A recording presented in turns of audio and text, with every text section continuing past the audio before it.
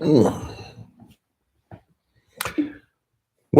there you are, Team Healthy. So good to have you here in America anyway, and the day before Thanksgiving. About 35 or so percent of our audience is international, and so not all of you have the same holidays as we have over here in the U.S. But tomorrow's Thanksgiving, and we have a lot of people that are doing some traveling and cooking and things like that. Actually, if I just get up and go into the kitchen for a few minutes during this live feed, you'll understand Jennifer's fixing my very favorite vegetable, and she's cooking it today in advance for tomorrow. My favorite is I love a sweet potato souffle, and she has this deal where she'll puree fresh pineapple and banana, and then put cinnamon and things like that in there, and cranberries, and then mix it in with the the sweet potato. It is beyond good. It's the best, and so it's healthy too. So I like that part of it. So anyway, we're the day before Thanksgiving. People are in kind of holiday mode over here in the U.S. And for those of you who are not in the U.S., just be thankful that we get to be thankful, and we thank you for you. Okay. Hey, you know what? This is a time of year where lots of stuff is going on a personal level for many people. Back when I was in my counseling practice, people would ask me, "Do I see a lot of holiday depression?" And the answer is, yeah, I'd see some of it, but by far and away, the main thing I would see during the holiday season, and we're going straight into it right now, is family conflict or conflict with friends that have rejected you and things like that. It's the interpersonal element that is there. And there's a special hurt that comes along when you are in a place where you're thinking, well, this is a time that it's kind of designated as family time or as friendship time, and where we can spread goodwill to one another. And there's some folks that are just plain old mean. And some of you are going to have interactions with them during the holiday time. Some of the people are at work or elsewhere. And so we need to get a handle on what's going on here. And I've had so many questions here in the last couple of weeks about this whole harshness and meanness that narcissists have, and we're going to dedicate our time here today. Let's just start with an understanding. When narcissists come at you with their extra measure of meanness, make no mistake, these are damaged and broken individuals. Somewhere way back in their past, they were on the receiving end of all sorts of rejection or harshness. Many of them were abused in one form or another. And so rather than thinking, someone in this world needs to figure out what the better alternative is, which is what we try to do here on Team Healthy. Someone needs to figure out, how to make up for that meanness. And what I'm going to do is I'm just going to be better at being mean than the people were towards me. I'm just going to pass it along, and now it's my turn to be on top of the stack. And it's a twisted way of logic. These people are in compensation mode.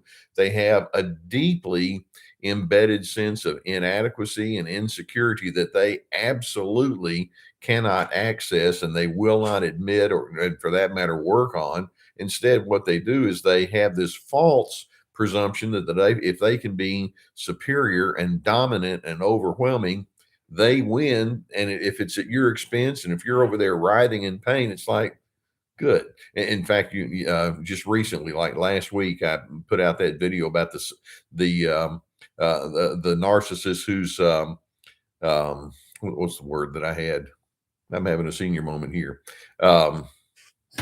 I can't even remember the name, the word I use now. It'll come to me in just a moment. Sadistic. Here I had a senior moment there. When narcissists get sadistic, they're mean and they enjoy watching you suffer. And they enjoy watching you struggle. So we're going to go right into our questions here today. Actually, the very first thing that I have mentioned here is it's a comment. I actually have two comments that kind of set the tone for what we're dealing with. The first person here writes, "I am so angry," and then accentuates all the time. Now, here you have a person who clearly is in an emotionally dysregulated state, and I'm sure it's because that somebody else has just belittling them and demeaning them. Who knows what kind of abuse, whether it's physical abuse or emotional and mental abuse. I'm so angry all the time. And then another person writes in and says the most difficult thing to deal with is the lack of validation, not feeling heard, much less loved unconditionally. Let's start with that. One of the things that obviously is going to happen when you're in the presence of someone who is a mean, harsh, condescending, sadistic, I can remember that word now, narcissist, is these people are in total compensation mode to the extent that they don't care about you. And if they can get you to a place of your own emotional dysregulation, all the better. And one of the things I strongly want to emphasize with you is you've heard me say this before, but somebody needs to step up and say, I'm getting out of that game. Now, I want to be personal here today, okay? Um, People have asked me, how did I get into the field of narcissism and understanding that? Many of you know that I began my career doing a lot of anger workshops and then writing about that topic. I had a supervisor during my doctoral internship who got me going on all that. And then I just continued and stretched it on forward. One of the reasons that I locked into that is because of the Carter family history. My own dad has told me actually on multiple times about his relationship with his grandfather.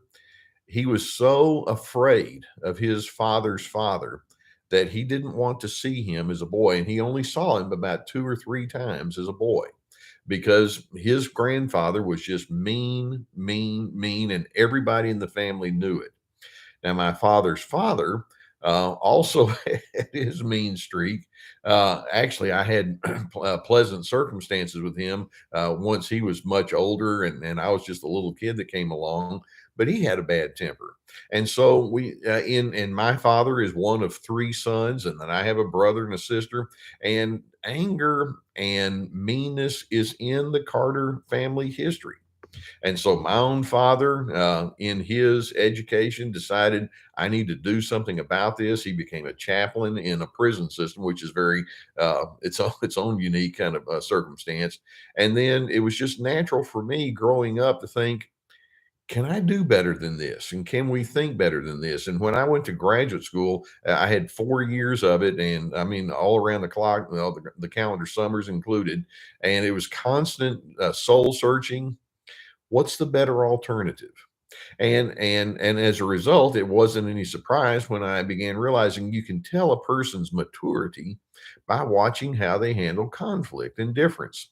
And mean people are basically announcing, I have so much unfinished business and I'm unloading it on you, and I'm bringing you into my personal garbage and my feelings of inadequacy. That's what they're doing, but they can't say that. They're terribly unaware individuals at some level, and we're going to get to that in some of our questions. They do know what they're doing, but at some level it's just so habitual that that they're in this self-protection mode, and this is a really lousy way for them to have done this. And so this person, I'm so angry all the time, and then it's so difficult to deal with the lack of validation. The second person, let's acknowledge I can be the same way. And that's why I wanted to share with you some of my family background. I could be the same way. I'm capable. I know what it's like to have anger. You know what it's like to have anger. I know what it's like to feel hate or meanness or harshness or rejection, and then think, I don't care, that callousness. We're capable. And that's it's not a flattering thing to say about yourself or about myself, but the possibility is there. And my internal response, and I've been thinking this from my 20s, 30s, 40s, 50s, and 60s, and now I'm in my late 60s. It's like, I am not going to let those negative influences win. When I see other people who through their meanness illustrate, I'm still stuck, I'm fixated, I have not grown, then rather than me saying, well, I'm going to show you that I haven't grown either. I'm going to kick you in the shins just like you kick me in the shins. I'll hold you in contempt just like you hold me in contempt. No. I don't want to do that. I don't want to be that kind of person. And I hope that you can join with me in that effort. Okay. And when I say, from time to time, I'll say, I mean it to the core of my being. I really do. I was talking with my brother not that long ago, like within the last week or so. And it's like, I want to be known as a person of love.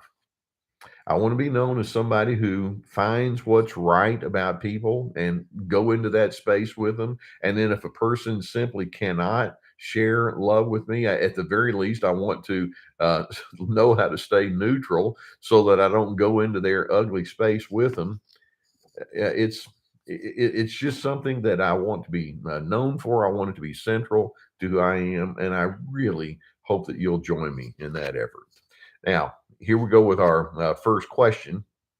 We got the comments and had a few things to say about that, didn't it? This person asked the question: if narcissists have no empathy, how do they so easily manipulate somebody emotionally?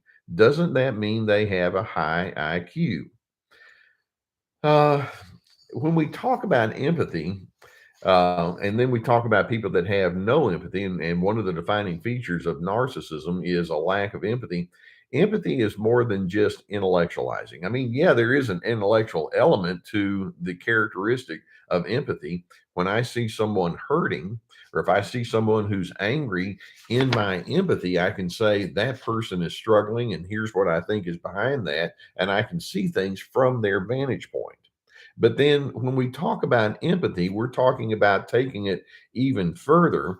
We're talking about being able to see into another person's mindset and into their backstory and in their current experiences to the extent that it makes a difference, to where there's an element of compassion and there's an element of humility and goodness and decency that it arouses.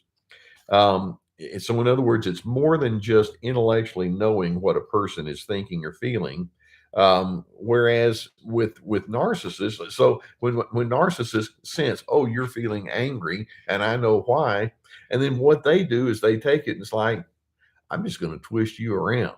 If you're feeling angry because somebody upset you or spoke words of insult, I can say, yeah, I can tell you're feeling insulted.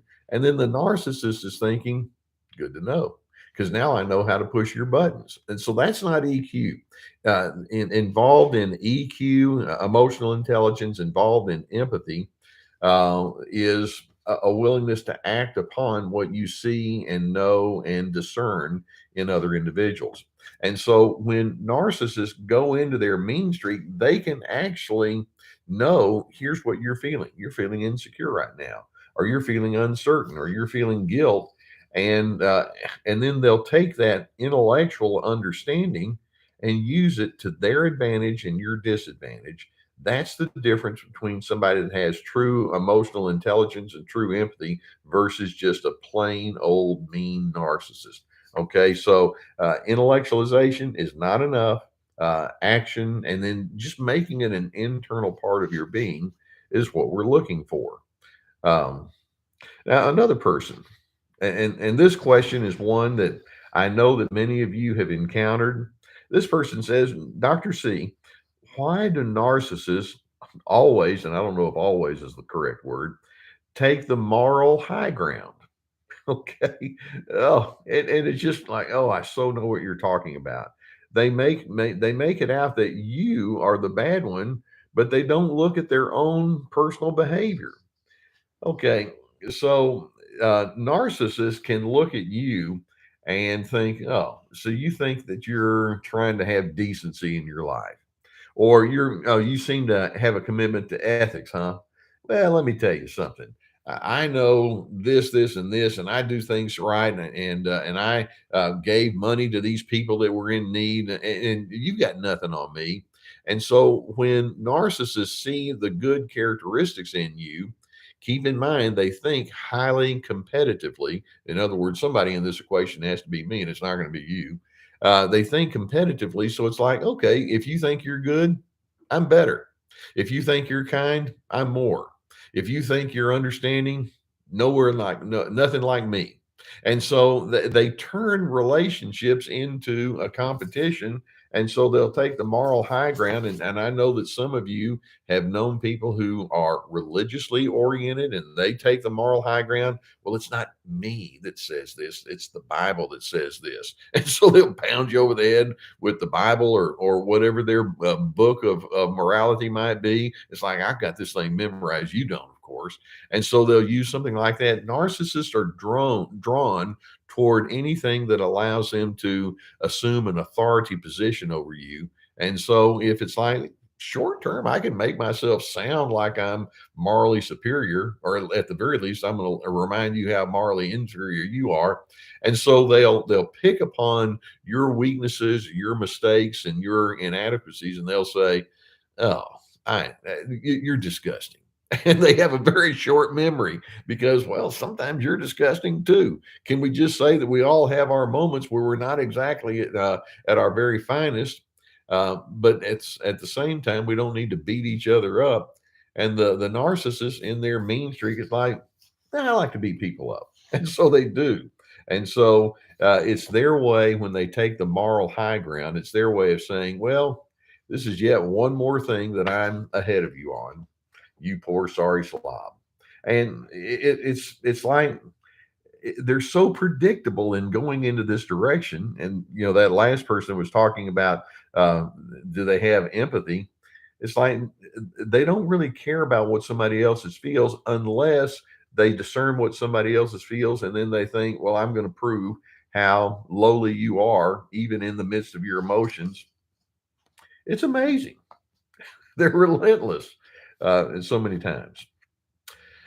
Okay, I have a question that came in that this person is talking about dealing with narcissistic parents, and I know, and as you hear this question, you can translate it with people in your world. It may not be your parents; it may be other people, but let's see what this person has to say. This person says, "I come from a family with potentially two narcissistic parents. I'm currently very low contact or no contact. My question is, in order to heal and forgive, do I have to have future reconciliation and some sort of relationship with them? Or can I forgive and let go and move on to low or no contact and still have full forgiveness in my heart?"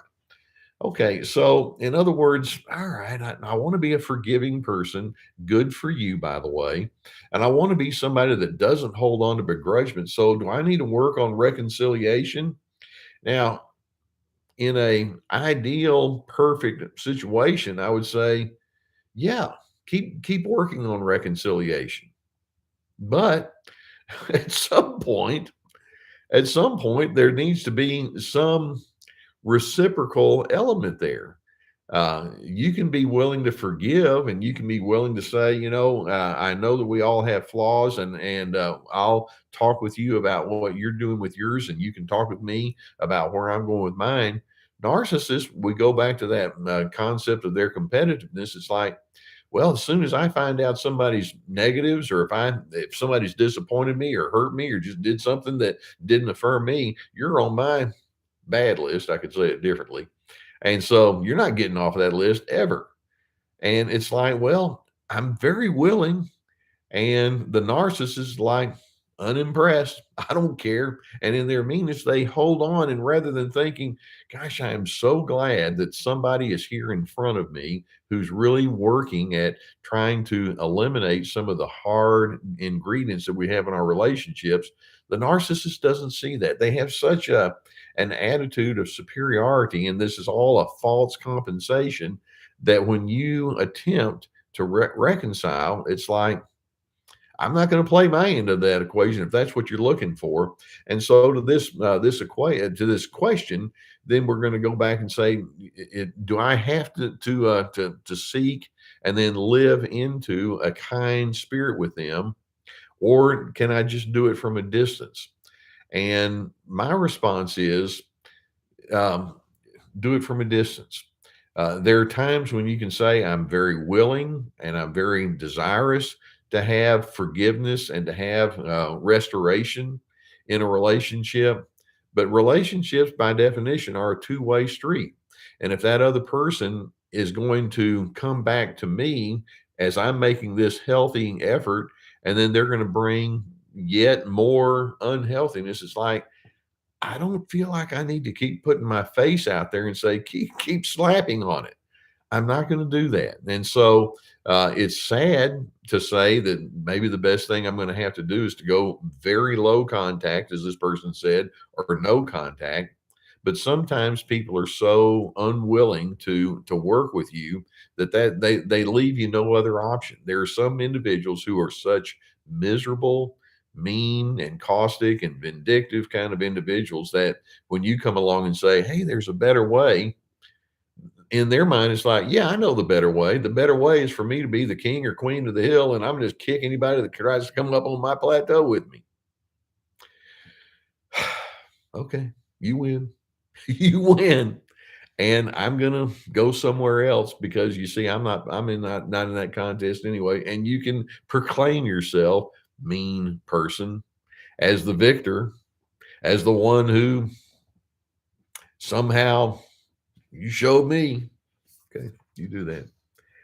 I'm going elsewhere. So to this person, it's like you're going to feel pain, you're going to feel hurt. You have good ideals, but like I say, in a world that where relationship requires a certain reciprocal element, it's impossible for you to do it with someone who says, unimpressed, and I'm committed to my own anger, I'm committed to my hate, it's what I do. You give me the possibility of saying let's do love and goodness. It's like I don't believe in that stuff, at least not with you.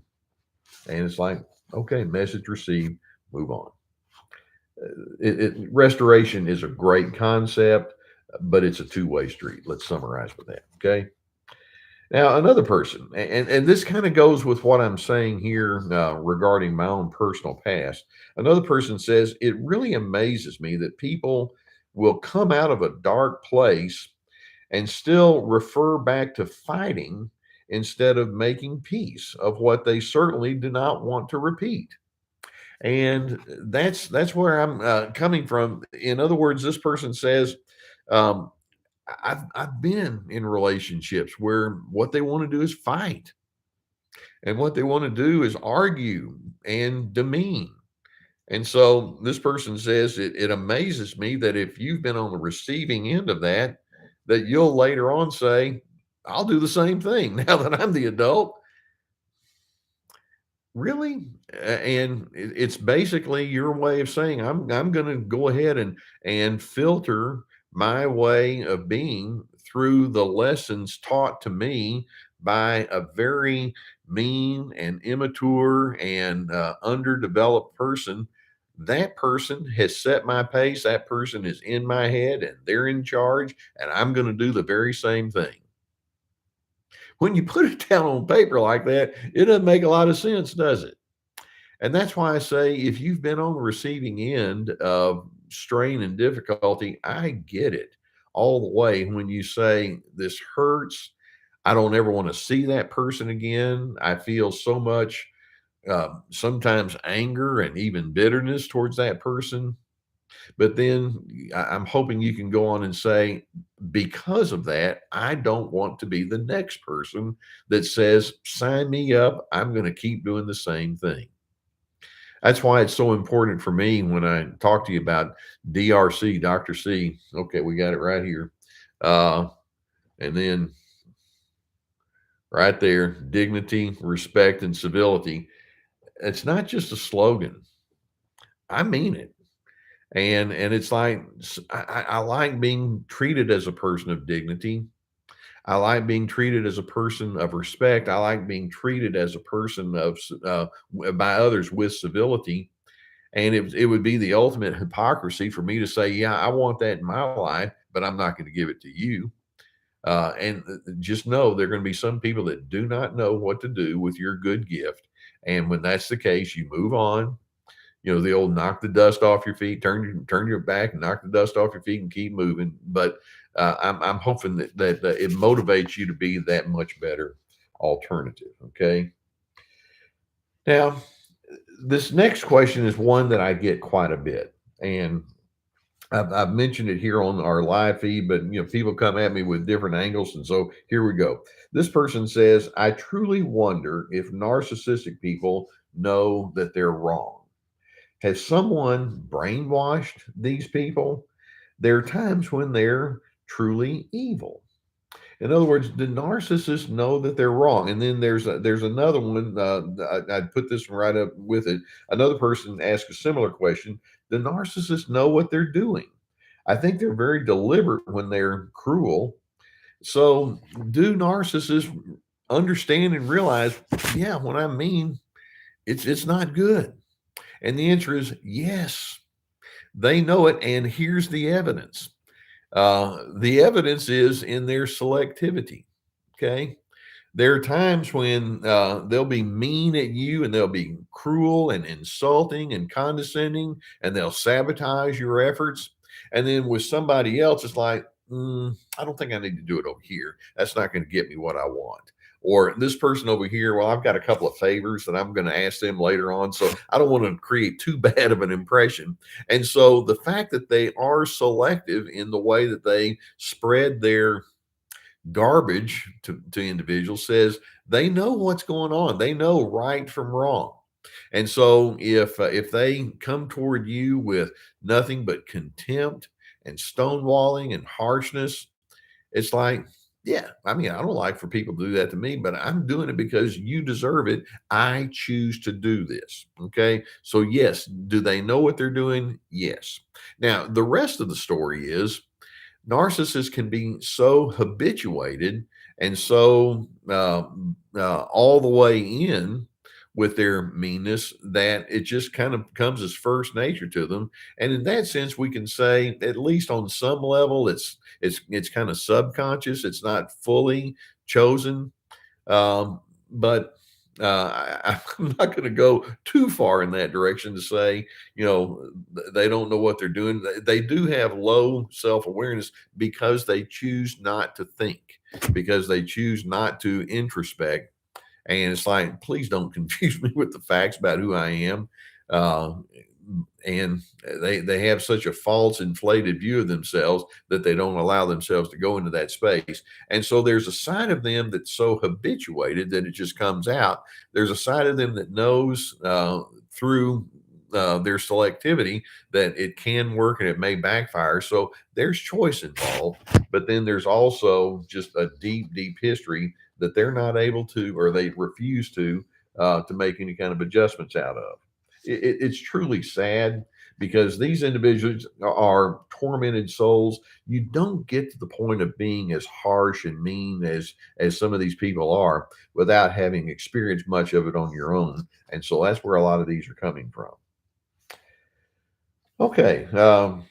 Last week we were talking some about defensiveness. A person asked a question along those lines. This person says, how much should you defend yourself when you're being called a narcissist? And this person is telling everyone how awful you are and pulling people into believing it. Okay.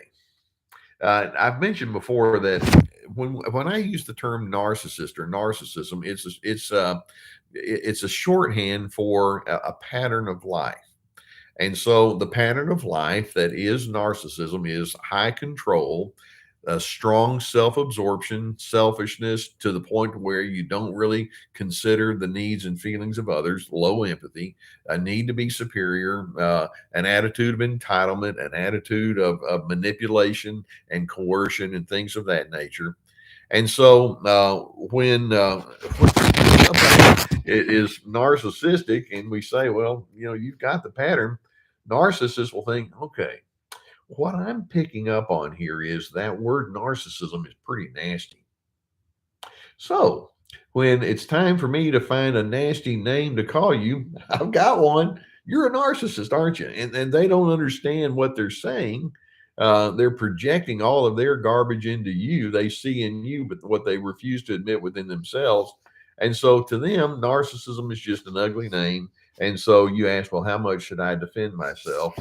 And especially with the narcissist, it's like their rationalization mode is in such high gear that there's next to no possibility that you're going to give the breakthrough comment and where they finally change and become a good person. I've had people say, I bet I've had 452 conversations with this person about, well, why they drive me crazy, and it just doesn't get through.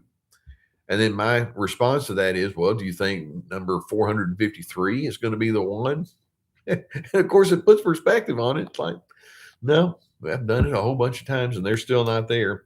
And so, do you defend yourself? Not really. Now, there may be some other people, their own flying monkeys, or their people that are in their sphere of influence that they will, in fact, uh, dish you to. The old saying is, if a person can't control you, then they try to control the people who, the people's opinions about you. And so that's what's happening. And I know that's very frustrating because we all want to have a certain decent reputation. And so when the narcissists think, well, I can at least hurt you by smearing your reputation, they'll do that. And so when you find out about that having happened, I don't think it's wrong to go. Let's say it's a friend that you have at work, or let's say it's one family member triangulating and pitting another family against you, and so it's reasonable to go to that other individual and say, I understand that things have been spoken. I understand that you've been given some information that puts me in a bad light. And it all depends on who that person is and how well you know them and how fully you can go into the story. But it's like, I do need you to know that there's a very, very different perspective here. And some people are going to be eager to hear it. And it's like, oh, good to know. And it will impact them in a positive way. Others, it's like, don't want to know, don't need to know. I'm not much of a thinker, and I'm on that person's team over there. And if they say that you're no good, even though I know that there's a lot of pathology going on, I'm on that team. And at that point, you just move on. And the biggest thing, and I know it's hard, and it almost sounds cliche to say this, but if that narcissist is trying to smear you to other individuals, that from time to time, yeah, you stand up for yourself with those other people. But at some point, the only thing you really have left to stand on is your own integrity and your own good character. And if others just don't see it, I know it's uncomfortable and it's awkward, but you can't make somebody see something they don't want to see. And so, that being the case, at least I hope you see your own integrity and your own character, and you stay inside of that. And that becomes your calling card. And if the narcissist still says, "Well, you're a narcissist," okay, okay, okay, that's where you're at. I'm not there. I think very differently, and leave it alone and keep walking. Okay. Um, okay. Another question is, some of the difficulty of letting go of thoughts regarding a former narcissistic relationship, a fear of future harm. And that's a really good question. So this person is saying, well, I want to let go. Let's say I've got Jane or John over here, and a year, this person says a year later, I still struggle. A year ago, this person was very demeaning. And so I've kind of pulled way back. My fear is, if I say the wrong thing, or if I'm around that person, or try to uh, coordinate with them in any kind of way, all it's going to do is it's going to swat the hornet's nest all over again. And so the fear of letting go of the thoughts of a former narcissistic relationship represents a fear of the future. And it's like, yeah, one of the reasons I have a hard time letting go is that I know it can happen again. And you know that narcissists can hold grudges for a long, long time. But eventually, I'm hoping that as you think that narcissist who is likely to smear you past, present, and future, at some point it's like, I can't be held hostage by that person. And I know, speaking personally, I don't really like it if somebody says, I think he's an idiot, or I think he's no good, or he's a phony, or he's a this, or he's a that. That's not fun when other people can have an inaccurate perception of who you are. But it comes down to, what do you know about you? What have you become? Are you the kind of person that is capable of adjusting? And how do you want to be remembered from this day forward? And if a narcissist misremembers you, keep in mind it's in their vested interest to do so. But at some point, you just kind of have to pull back and individualize your efforts. And just know the narcissist game of meanness is keeping you down. You can't make them not be that way. What you can do is you can say, I'm going to let my personal integrity today and tomorrow and the next day speak for itself. And if that's not enough, you know what? You're not the ultimate jury on who I am. And so you have to learn how to detach and unhook. And I've used the term radical acceptance before. So the radical acceptance means that you wind up accepting the truth of certain elements in your life that are ugly, but nonetheless true. If there's somebody out there that hates you, rather than saying, "Well, I have to make that not true," well, it's true. They hate you. Now, what else is true? And what else is true is you're a decent person. You're a person that can grow. You're a person that can learn. You're a mixed bag, but when you see your negatives, you do something about it. That's true. And if the narcissist says, I acknowledge none of that, it's like, I realize that, but I acknowledge it. And so it's so important to have a distinction from them and not let them have the final say, which is exactly what they want, which is what their meanness is all about, and their need for authority and dominance over you. It's like, no, you don't have that kind of authority over the way that I think. You may have authority over some of the things that I'm able to do, but you don't have authority over my thought process. Okay. Okay, we're getting kind of tight on time here. Yeah, this another one. Do you believe that narcissists? Do you think that narcissists really believe all the horrible, horrible remarks that come out of their mouths when they rage? And the answer is, well, crisis reveals character. And when a person is in crisis, they show you who they really are. And so when a narcissist rages at you, do they believe those horrible things that they're saying at some level? Yep. They can come back and say, it's just in a bad mood. Don't take it too seriously. It's like, sorry, you can't put that toothpaste back in the tube. In your moment of distress, you illustrated what's on the inside of you, and now it may not be everything that's on the inside, but it's in there, and it's like good to know, and I'm going to make my adjustments accordingly. Um, and then one last question here, and this is one that I know that some of you who are going to be having some family time, you may run into this in the next month or so. This person says, when I start to explain myself to my mother, she will instantly cut me off and start to busy herself. And then she calls me names, blaming and adds salt to injury, and then will say, now, are you finished? Well, what do I do in that instance? I can never finish a sentence with her without her saying, "You talk too much." You go on, and I get an inch word in, and that's why I cut you off. Okay, so in other words, you're saying that mother just won't hear you. If you say even the slightest thing, she just gets mad and just starts blaming you and saying you're problematic. What that tells me is mother's very disturbed. She's a hurt person. And I'm not excusing her, but it's like she has not come to terms with her own psychological woundedness. And one of the most interesting things that I have dealt with, particularly when people are in their 20s and 30s, and then they look at where their parents are, 25, 30, 35 years down the road from where they are, it's like, I've already surpassed you in the maturity category. You'd like to think that a 55-year-old mother is still going to be in a growth mode, and then that 25-year-old son or daughter is still trying to figure out. But sometimes that 25-year-old son or daughter is more mature than the 55-year-old, and it's kind of an interesting revelation, huh? So I've surpassed my own parent. Know that that person is deeply wounded. Know that that person has not been able to have the proper introspection. It's too painful for them, and as a result, they're just callous. There's a thickness that has gone over their emotional status. You can't reason with someone who is unreasonable. Or to put it a little bit more colloquial way, you can't fix stupid. Some folks are just going to be what they are. And so when you ask, what do I do when mom cuts me off? The answer is have short conversations with her. And then if there's a conversation that might have a little controversy, pull back. And then like that other person that's saying, well, I've been trying and trying. Do I just go no contact or extremely low contact? That's always an option.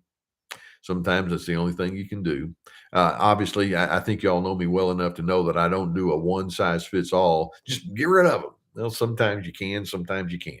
But what you can do is you can decide I'm my own separate and distinct person. Someone needs to be known as an individual of goodwill. Sign me up. I'm going to do that. Okay, here we are. We're the day before our American Thanksgiving. I know Canada, you all did it a couple weeks ago. Europe, I'm sure you have all your different times where you can pull back and reflect. It is a time for us to reflect. Uh, Asia, Australia, New Zealand, the African continent. We've got our Caribbean connection here. I'm hoping that whatever the calendar says in where you live, that there is a sense that says, I do want to take time to pause and to say how grateful I am. And I hope that you can be grateful for your own ability to grow. And you know that I've mentioned to you, I'm so happy that you let me be on the journey with you. And I really mean that. We're all in this together. And I know that many of you have said words of uplifting words to each other in our comments section here, and I'm so grateful for that.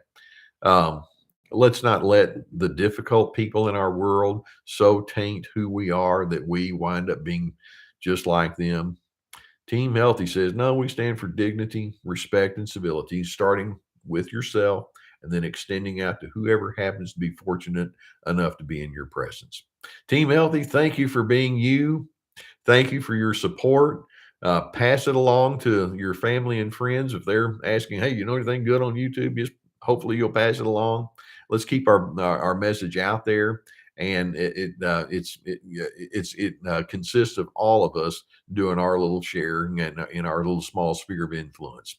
Hope you have a good tomorrow. Those of you who are celebrating Thanksgiving, and I hope that if you're not celebrating Thanksgiving, wherever you happen to be, that you can still be thankful anyway and make it a good day. I want you to have peace.